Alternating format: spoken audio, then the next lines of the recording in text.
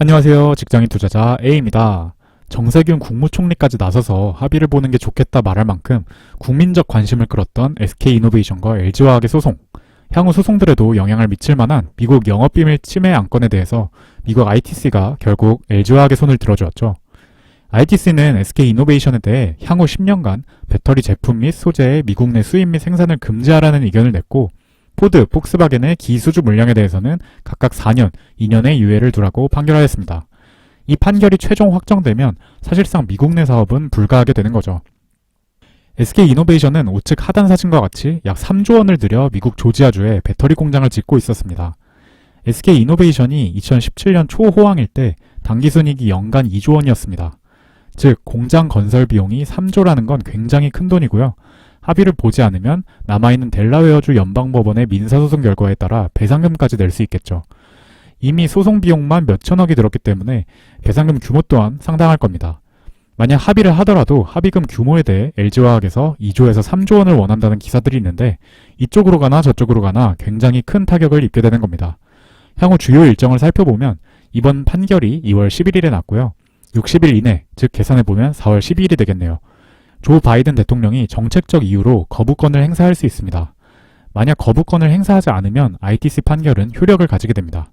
이때까지 양사 간 합의가 이루어질 수도 있겠죠. 그로부터 60일 이내, 즉 6월 11일까지는 SK이노베이션이 해당 결정에 불복할 수 있다고 합니다. 이 경우 연방 순회항소법원이 심리하며 연방 대법원에서 확정이 된다고 하네요.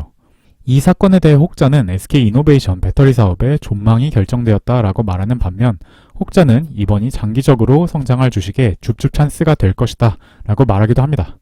철저히 주식 투자자의 입장에서 이번 사건이 SK이노베이션 주식에 대한 매수 기회일지 아닐지 한번 모든 시나리오를 검토하며 생각해 보시죠. 다음 챕터에서 가능한 모든 시나리오를 펼쳐볼게요. 그럼 시작하시죠. 2월 11일 ITC 판결이 났고 대통령의 거부권 행사 기한은 4월 12일이라고 말씀드렸죠. 과거 사례를 봤을 때는 거부권을 행사할지 말지 발표하는 날도 기한을 꽉 채운 4월 12일이 될 가능성이 높다고 생각합니다. 과거 사례를 보면 2013년 6월 4일 ITC가 애플이 삼성의 특허를 침해했다고 최종 판정을 냈는데, 오바마 정부가 이에 대해 거부권을 행사한 날짜가 60일 뒤인 8월 4일이었거든요. 대통령의 입장에서도 다수의 이해관계자가 있는 사안에 대해서 굳이 먼저 결정을 내릴 이유가 없을 겁니다. 판결을 늦춤으로써 합의를 유도할 수도 있고요. 충분한 검토 과정을 거칠 수도 있겠죠. 그렇다면 SK이노베이션과 LG화학이 합의를 보더라도 이 4월 12일 근처가 될 가능성이 높습니다. 그때까지 상황이 어떻게 흘러가는지를 충분히 살펴보고 합의 여부와 합의금을 결정하려고 하는 게 합리적이겠죠.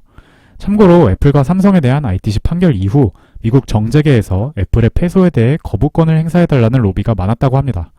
이번 경우에도 거부권이 행사되어야 유리한 포드, 폭스바겐, SK이노베이션, 그리고 조지아주 주정부 등이 로비를 벌일 수 있고, 거부권 행사 기한이 다가올수록 결과에 대한 대략적인 윤곽이 나올 것이라 생각합니다. 그때 거부권이 행사될 것 같으면 SK이노베이션은 지금의 스탠스를 유지할 거고요. 반대의 경우엔 LG화학이 요구하는 합의금을 내고라도 합의를 하려고 할 겁니다. 자, 여기서 5가지 시나리오가 나오는데요. 하나하나씩 가능성과 SK와 LG의 이해득실을 따져볼게요. 먼저 바이든 대통령의 거부권 행사 가능성이 낮은 경우엔 1, 2, 3번 시나리오 중 어느 시나리오가 유력할지, 그 경우 각각 두 기업의 이해득실이 어떻게 될지를 통해 생각해 보겠습니다. SK 측의 로비가 잘 안 되거나 기타 상황상 바이든이 결국 거부권을 행사하지 않아 SK가 향후 10년간 미국에서의 영업을 못할 가능성이 높아 보이는 경우입니다. 이때 합의를 진행한다면 LG화학의 목소리가 훨씬 더 크겠죠. LG화학은 현재 2조에서 3조 원의 합의금을 요구하는 것으로 알려져 있습니다. 1번과 같이 합의를 한다면 SK이노베이션 입장에선 합의금으로 2에서 3조를 내고 향후 미국 내 영업이익을 확보할 수 있겠죠. 만약 합의를 하지 않는다면 2번과 같이 공장 비용 3조를 벌이게 되고 델라웨어주에서 진행되고 있는 민사소송에서도 손해배상금을 몇천억 낼 수 있고, 향후 미국에서 벌어들일 수 있었던 이익에 대한 기회비용 또한 포기해야 할 겁니다. LG화학은 SK이노베이션이 먹을 수 있었던 시장 점유율 중 일부를 얻게 되겠죠. 3번의 경우 합의를 하지 않고 결과에 불복하며 다시 소송을 진행하는 시나리오도 있겠지만, 이미 ITC에서 패소 판결을 받고 미국 대통령도 그것을 용인했는데 판결 결과가 달라지길 기대하긴 어려울 것이므로 사실상 높은 확률로 이번의 경우와 같은 결과를 낳게 될 것입니다. 즉 이해득실을 따져보면 SK이노베이션 입장에서는 1번의 경우와 같이 합의를 하는 것이 가장 유리할 것이라 생각이 들고요. LG화학 입장에서도 2에서 3조 정도의 합의를 하는 것이 나쁘진 않을 것이라는 생각이 듭니다.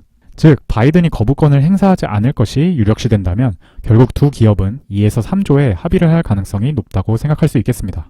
다음으로 바이든이 SK로 인한 자국 내 2천여 개의 일자리 창출을 중시하거나 친환경 정책 기조를 중시해서 거부권을 행사할 가능성이 높아 보이게 되는 경우입니다. 이때 합의를 진행하면 SK이노베이션의 목소리가 커지겠죠. SK이노베이션은 몇천억 대의 합의금을 주장하는 것으로 알려져 있습니다. 즉 1조에서 플러스 마이너스 5천억 정도에서 합의금 규모가 결정되게 되겠죠. 이렇게 만약 합의를 하게 된다면 그 의미는 비록 거부권 행사 가능성이 높아 보이긴 하지만 혹시라도 거부권을 행사하지 않을 경우를 대비해서 합의금으로 불확실성을 해소하는 경우일 것입니다. 그러나 만약 거부권을 행사할 가능성이 정말 높게 점쳐진다면 5번과 같이 합의를 거부할 수도 있을 것입니다. 이때는 ITC 판결이 영향을 미쳐서 델라웨어주의 민사소송에서 손해배상금 몇천억을 낼 수도 있게 되겠지만 미국에서의 영업이익을 확보하게 되겠죠. 결국 이 경우 SK는 이러나 저러나 몇천억의 합의금 또는 손해배상금을 지출해야 할 가능성이 있습니다. 이 경우엔 손해배상금을 낼지 말지 모르므로 합의를 미리 몇천억 원 선에서 하고자 할 가능성도 있을 것이라 생각합니다. LG화학 입장에서 한번 생각해 볼까요? LG화학 역시 손해배상금이 정해지지 않은 상황에선 합의금으로 확실한 몇천억 또는 1조 정도의 합의를 할 가능성이 높다고 생각합니다. 정리하면 바이든 대통령이 거부권을 행사할 가능성이 높아 보이는 경우에도 역시 약 몇천억 원에서 1조 정도의 합의를 할 가능성이 높을 것 같다라고 생각해 볼 수 있겠습니다. 그렇다면 우리의 다음 질문은 과연 바이든 대통령이 거부권을 행사할 가능성이 높냐 낮냐겠죠.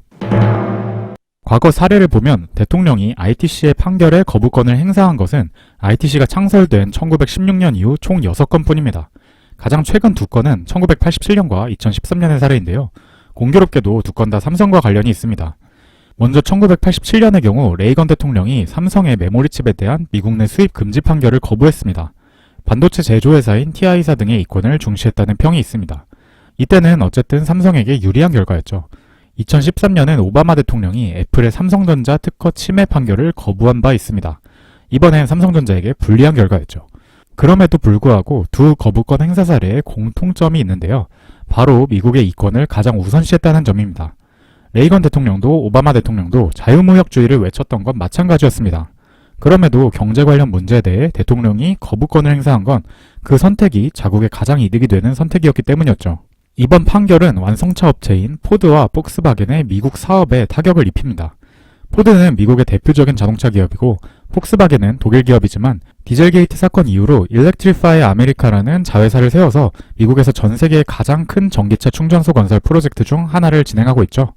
참고로 이는 지난번 전기차 충전기 시장에 대한 영상에서 말씀드렸던 정보이고요. 전기차 충전기의 개념과 시장 트렌드가 궁금하신 분들은 링크의 영상을 참고해주세요. 아무튼 폭스바겐이 미국 내 전기차 보급에 직간접적으로 큰 영향을 끼치고 있는 기업이라는 겁니다. 우측의 조선일보 기사를 보면요. 포드가 말하길 전기차 배터리는 차종별로 생산해야 하기 때문에 배터리 공급사를 최소 4년 전에 선정해야 한다라고 말했죠. 그러면서 LG화학이 미 북부 오하이오주와 미시간주에 증설 중인 배터리 공장은 GM, 닛산, 테슬라 등에 공급할 배터리에 중점을 맞춘 시설이기 때문에 포드의 배터리를 추가 생산할 여력이 없다고 말하기도 했습니다. 즉 2에서 4년의 유예기간이 주어졌지만 어쨌든 지금 당장 다른 곳에서 배터리를 구하기엔 굉장히 어려운 상황이고 이는 두 기업의 전기차 보급에 영향을 미칠 수 있겠죠. 또 이로 인해 일자리 창출에도 직간접적 피해를 입힐 것입니다. 한국지식재산연구원 이인혜 박사라는 분이 쓰신 미국 바이든 행정부의 IP 통상정책 전망이라는 보고서를 보면요. 바이든 대통령의 과거 발언들과 측근들의 행보를 통해서 지식재산권 관련한 행정부의 방향성을 예상한 내용이 있어 가져와 봤습니다. 현재 중점이 되는 영업비밀 관련해서는 우선 해외 국가의 미국의 영업비밀 침해에 대해 처벌 권한을 확대할 것이라고 하고요. 이는 중국을 염두에 둔 발언입니다. 부통령 카말라 해리스의 2018년 법안 내용을 기반으로 추측한 것이죠.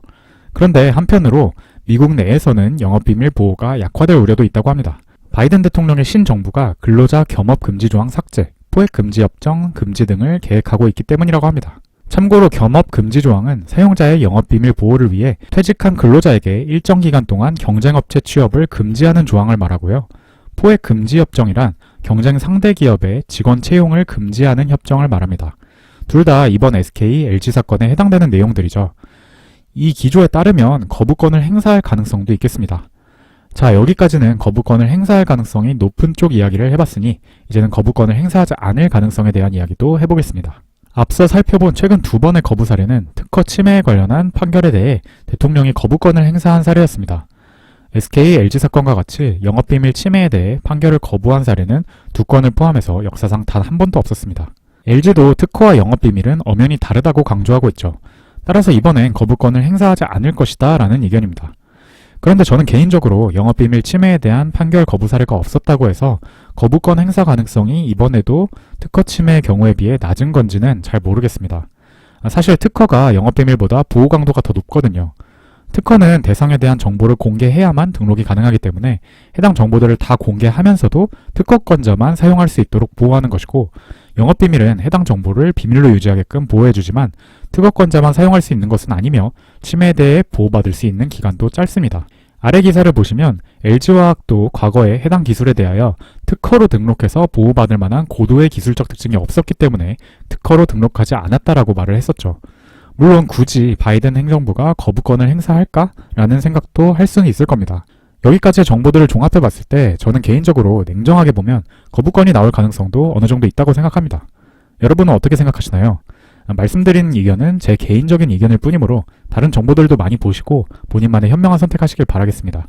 단 저는 투자에 있어서 예측이 별로 도움이 되지 않는다는 입장입니다.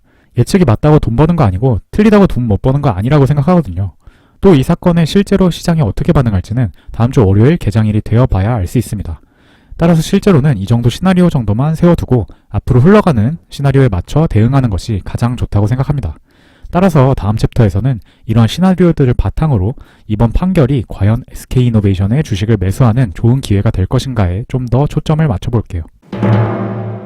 제일 먼저 SK이노베이션 주식이 어떤 성격을 가지고 있는지 생각해봐야 합니다. 과거에 SK이노베이션은 S-오일, GS와 함께 국내 대표적인 정유주 3총사로 분류되었습니다. 그런데 제가 타원으로 표시한 3월부터 9월의 주가 흐름을 보시면 S-오일과 GS는 주가가 하락하고 있었던 반면 SK이노베이션은 다른 두 대표 전기차 배터리주인 삼성 SDI, LG화학과 똑같은 모습으로 상승했죠. 확연하게 이제 더 이상 정유주가 아니라 배터리주로 시장이 인식하고 있다는 것을 보여줍니다. 즉 최근 SK이노베이션의 주가 상승은 배터리 사업의 성장성에 대한 기대라고 할 수 있었겠죠. 이것이 작년 2조 원이라는 역대급 적자를 기록했을 것으로 예상됨에도 주가는 반대로 올라버린 이유라고 할 수 있겠죠. 앞 챕터에서 합의금이 얼마가 됐든 양사는 합의할 가능성이 높을 것이라고 예상해봤잖아요.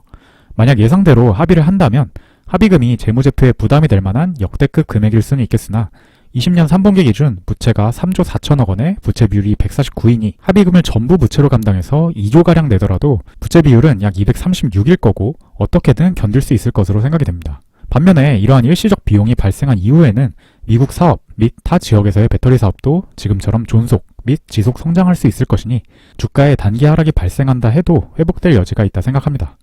또 정유주의 성격이 옅어지긴 했지만 아까 보신 것처럼 정유주들은 유가 반등에 힘입어 현재 상승 랠리를 시작하고 있죠. 미국 투자은행들은 원자재 가격이 향후 10년을 지속할 슈퍼사이클에 진입하고 있다라고 얘기하고 있기도 합니다. 즉 정유 회복 사이클로 인해 실적 하락이 방어 또는 회복되면 이 역시 주가 하락을 방어해주고 상승시키는 요인이 될 수 있을 것입니다. 다음 주만 되어봐도 시장이 어떻게 반응할지 알 수 있으니 보고 결정하면 되겠지만요. 만약 단기적으로 주가가 하락한다 하더라도 앞서 말씀드린 두 가지 요인에 따라 주가는 다시 올라갈 가능성이 높다고 생각합니다. 물론 개인적인 의견이므로 참고만 하시고 본인만의 선택을 하시길 바랄게요. 오늘 내용 정리해보고 마치겠습니다. 일단 양사는 합의할 가능성이 높을 것으로 예상합니다. 합의금 규모는 SK이노베이션의 흑자 회복 시기에 영향을 미치겠지만 배터리 사업은 존속 및 성장을 지속할 수 있을 것입니다. 따라서 단기적 주가 하락이 일어난다면 이는 매수 기회로 작용할 수 있겠습니다. 시장의 실제 반응은 다음 주 월요일 개장일에 주목하면 될 것 같고요. 어쩌면 주가가 애초에 별로 떨어지지 않을 수도 있습니다. 그렇다면 시장은 이 주식에 대해 더 강한 확신을 가지고 상승 랠리를 지속할 수도 있겠죠. 다음 주가 궁금해지네요. 오늘 영상도 이렇게 끝까지 시청해주셔서 감사하고요. 저는 다음 영상에서 뵙겠습니다.